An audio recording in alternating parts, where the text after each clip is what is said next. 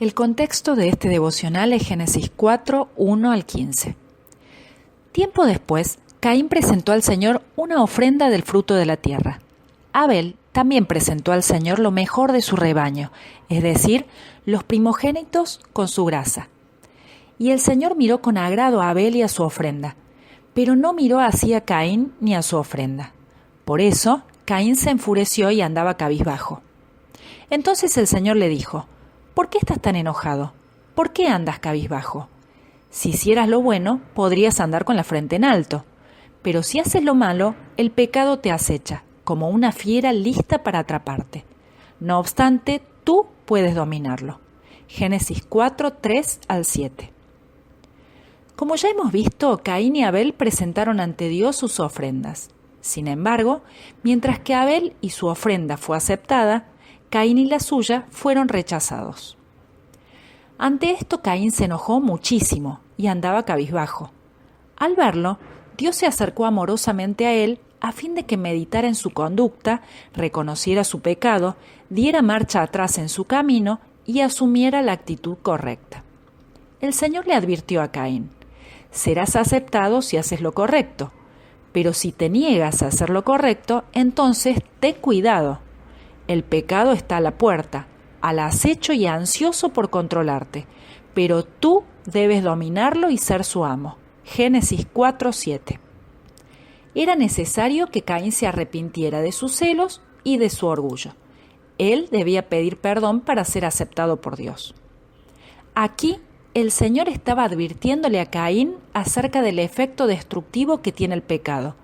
Si Caín resistía al pecado, encontraría bendición. Si cedía, sería devorado por él. En realidad, al hacer esta advertencia, Dios estaba protegiendo a Caín. Obviamente, Caín no se daba cuenta de cuán vulnerable era ante el pecado. Al decirle que el pecado está a la puerta, el Señor estaba dándole a entender que el pecado era como una bestia salvaje agazapada, lista para arrojarse sobre él. Sin embargo, el primer paso que Caín debía dar era reconocer el pecado que había en él. En lugar de someterse y permitir que el pecado lo dominara, Caín debía sujetarlo. Hay enfermedades graves que comienzan con algo pequeño, por ejemplo, con una pequeña mancha en el cuerpo o un pequeño dolor. Cuando esto sucede, muchas personas no le prestan atención y no van al médico porque piensan que es algo sin importancia que pronto sanará. No obstante, si el tiempo pasa y la enfermedad no es tratada, se transforma en algo que les produce un gran daño y que incluso puede terminar matándolos. Al principio, cuando aparece, el pecado es algo que parece pequeño e inofensivo. Puede ser que tengamos un mal pensamiento o digamos una pequeña mentira. Sin embargo, si no nos arrepentimos y pedimos al Señor que nos ayude a vencer ese pecado, muy pronto a ese se sumarán más, y cuando menos nos demos cuenta, estaremos sumergidos en una situación de la que nos resultará cada vez más difícil salir. Del mismo modo, hay personas que adoptan animales salvajes como mascota, como un tigre o un león. Al principio, cuando juegan con el cachorrito, les resulta atractivo, se encariñan y no quieren dejarlo ir. Piensan que siempre será amigable, tierno y que nunca les hará daño. Sin embargo, si siguen alimentándolo, el cachorro crecerá y se convertirá en un animal enorme y feroz, que terminará haciéndoles mucho daño o incluso devorándolos. Así como le advirtió a Caín, Dios también te advierte que al principio el pecado puede ser como el síntoma de una enfermedad grave, que si no se trata a tiempo, puede matarte.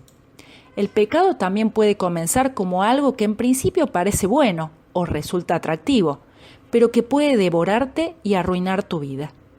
No dejes que el pecado actúe en libertad y crezca en tu vida. Tampoco continúes alimentándolo como si se tratara de algo inofensivo, porque en el momento menos pensado terminará destruyéndote. Piénsalo.